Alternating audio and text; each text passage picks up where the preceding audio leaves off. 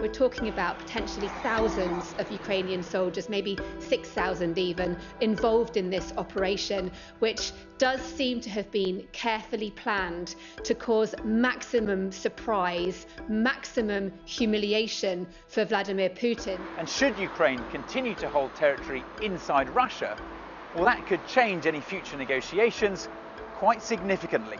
This all began on Tuesday morning, and at dawn on Tuesday morning. It looked like a straight incursion on behalf of one of the militias, the anti-Russian militias. But by today, it's pretty clear that the Ukrainian army is backing it up.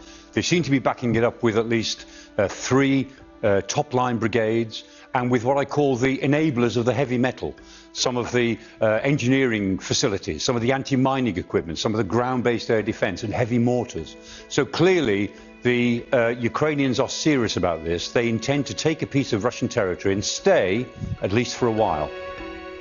Interestingly, the Ukrainians have actually now talked about it. Usually when these things have happened in the past, Kiev has kept quiet about it. But this time they're talking about it in the sense that they are quite happy for us to understand that this is part of a strategy that Kiev either backs or maybe has created. So interestingly, this time we now know something about it from Kiev itself as well as from what the Russians are saying.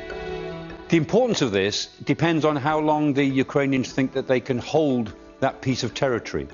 If they hold it for a while, then it becomes a bargaining chip, and it may well draw Russian forces away from the Donbass, which is where the Ukrainians are under pressure themselves. But if the Russians are able to snuff this out quite quickly, then the Ukrainians are taking quite a big risk, because they're putting some big units into this operation, and they're betting their troops and their equipment that they won't lose too many of them before it is over. So it's an inventive strategy, but it's really quite risky.